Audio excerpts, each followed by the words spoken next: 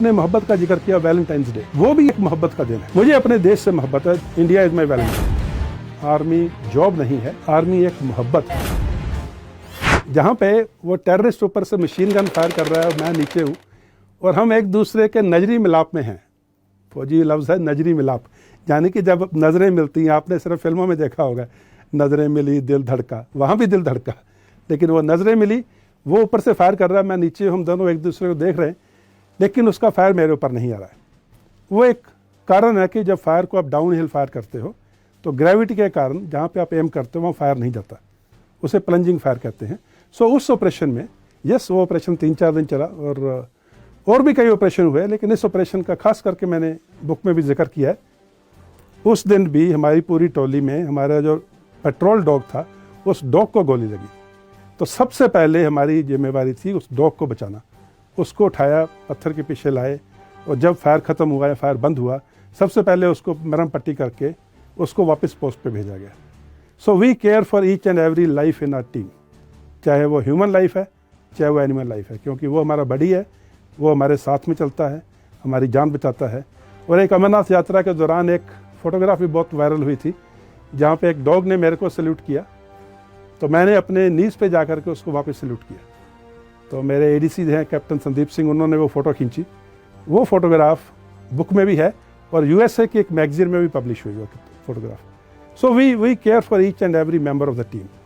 We are a team, individuals don't matter, the team matters. आखिरी दिन मोहब्बत नहीं बदलते।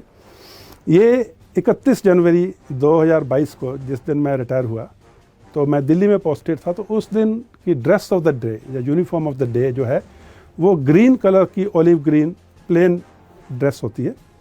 तो मैंने ये बोला कि सारी उम्र तो मैंने कॉम्बैट ड्रेस पहनी है, और आज आखिरी दिन अगर मैं कॉम्बैट ड्रेस नहीं पहनूंगा, कोई दूसरी ड्रेस पहनूंगा, तो वो मुझे ठीक नहीं लगा। सो मैं कॉम्बैट ड्रेस पहन के जब तैयार हुआ रहा था, तो उस टाइम पे किसी परिवार के सदस्य ने एक फ़ोटो खींची, वो मैंने ट्विटर पे डाली कि wearing the combat dress for one last time.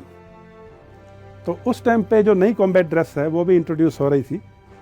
तो किसी ने कमेंट किया उसके ऊपर कि sir you should have Warne the new combat dress, आपको जो नए वाले पैटर्न की कॉम्बैट ड्रेस है वो पहननी चाहिए थी। तो मैंने हल्के फुल्के भाव में उसका जवाब दिया, जनाब आखिरी दिन मोहब्बत नहीं बदला करते। सारी उम्र तो मैंने पुराने वाले पैटर्न की कॉम्बैट ड्रेस पहनी है, और आखिरी दिन अगर मैं नए कॉम्बैट ड्रेस पहनूंगा तो ये मोहब्बत में ये नहीं होता है। This doesn't happen.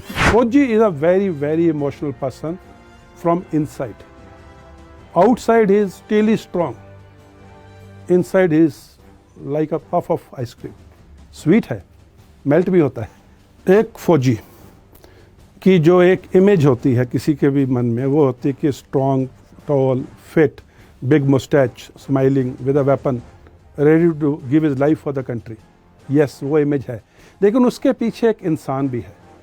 उस इंसान के अपने फेयर्स हैं, अपनी एप्रीहेंशंस भी हैं। उस इंसान की अपनी फैमिली है, बच्चे हैं, वाइफ है, पेरेंट्स हैं, जिनकी अपनी प्रॉब्लम्स हैं। उन सब प्रॉब्लम्स को मद्देनज़र रखते हुए, उनका भी ध्यान करते हुए, लेकिन प्रायोरिटी हमेशा देश सेवा के लिए जाती है। मैं आपको अपना ही एग्जांपल देता हूँ। जब मेरा पहला बच्चा पैदा हुआ, मैं घर पे नहीं था। दूसरी बेटी पैदा हुई, मैं घर पे नहीं था। जब दूसरी बेटी पैदा होने वाली थी, तो 8 महीने की प्रेगनेंसी में मेरी वाइफ ने मेरी मौत की खबर टेलीविज़न पर देखी, लेकिन जब वो पैदा हुई मैं तब भी घर पे नहीं था। मुझे 3 दिन बाद में पता लगा कि मेरे बेटी पैदा हुई है। 17 दिन बाद में मैं अपनी वाइफ से बात कर पाया, और करीब 1.5 या 2 महीने बाद मैं घर जाके अपनी बच्ची को देख पाया। इसके अलावा मैं जब वो स्कूल गए, दोनों बच्चे, मैं घर पे नहीं था। जब उन्होंने स्कूलिंग ख़त्म की, मैं घर पे नहीं था। जब उन्होंने प्रोफेशनल कॉलेजेस ज्वाइन किए, मैं घर पे नहीं था। जब प्रोफेशनल कॉलेजेस से वो डिग्री लेकर निकले, मैं तब भी घर पे नहीं था, क्योंकि मेरे लिए एक और काम था। मैं मोस्ट ऑफ टाइम को कश्मीर में या बॉर्डर पे था। ये सारी जिम्मेवारियां मेरी वाइफ ने निभाई। उसने मोहब्बत का जिक्र किया वैलेंटाइंस डे, वो भी एक मोहब्बत का दिन है। मुझे अपने देश से मोहब्बत है। India is my Valentine, so it's okay. मैं अपने देश के लिए अगर इतना मोहब्बत रखता हूँ, और आपने जो बात की कि मैंने जिक्र किया कि आर्मी एक मोहब्बत है, तो ये बात गुजरात यूनिवर्सिटी में हुई थी। मैं स्टूडेंट्स के साथ इंटरेक्शन कर रहा था गुजरात यूनिवर्सिटी अहमदाबाद में। तो एक लड़की ने मुझे सवाल पूछा था कि sir, army as a job, what are the challenges? ये आर्मी जो एक जॉब है उसमें चैलेंजेस क्या हैं? तो मैंने जवाब दिया था, आई सेड आर्मी जॉब नहीं है, आर्मी एक मोहब्बत है, और मोहब्बत में चैलेंज नहीं होते, मोहब्बत में अफसाने होते हैं। तो जो आज हम बातचीत कर रहे हैं, इस किताब में इतने एनेक्डोट्स हैं, इतने अफसाने हैं, starting with 3 years of age till I was the core commander in Kashmir. तो वो जो देश के प्रति, जो सेना के प्रति मोहब्बत है और उस मोहब्बत के जो अफसाने, वो इस किताब में भरपूर हैं। तो ये एक दिल से उस बात का जवाब निकला। जब एक सिपाही तिरंगे के नीचे खड़ा होकर पहरा देता है, तिरंगे की शान को कायम रखने के लिए, सियाचिन की पहाड़ियों में जहाँ 30-40 फुट बर्फ़ है, -40 डिग्री टेम्परेचर है, या कश्मीर के घाटियों पे, या कश्मीर के जंगलों में, या नॉर्थ ईस्ट के जंगलों में, प्लेन्स में, जहाँ हमारे जो द्वीप हैं अंडमान निकोबार, उन जगहों पे, समुंदर में, Indian navy, Indian army, Indian air force. तो जब वो जवान तिरंगे की सुरक्षा, तिरंगे की आन बान शान के लिए उसके नीचे खड़ा होकर पहरा देता है, उस टाइम पे उसको सिर्फ तिरंगा ध्यान में आता है। उसके लिए सामने दुश्मन का फायर आ रहा है, क्या हो रहा है, उसकी कोई चिंता नहीं है। और वही जवान जब उसी तिरंगे में लिपट के घर आता है, जो अपनी जान की कुर्बानी देने के बाद, तो माता पिता के लिए उससे बड़े गर्व की बात नहीं है।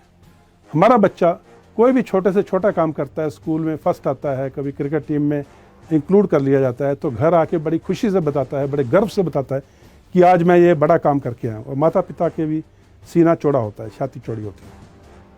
वही बच्चा जब तिरंगे में लिपट के आता है, गर्व का काम देश के लिए करके आता है, उस टाइम पे भी जो माता पिता जो हैं, उनकी भी छाती गर्व से चौड़ी होती है। कितने माँ बाप हैं इस हिंदुस्तान में जिनके बच्चे का नाम देश की राजधानी के सेंटर में नेशनल वॉर मेमोरियल में अंकित है कि यस, 14 फरवरी पुलवामा के जो शहीद हैं, जब पुलवामा में जो 40 लोगों ने अपने CRPF के अपनी जान निशावर की, 14 फरवरी उसकी भी 4थी एनिवर्सरी है। और बुक कितने गाजी आए, कितने गाजी गए, पुलवामा के जो वीर थे उन्हीं को समर्पित है।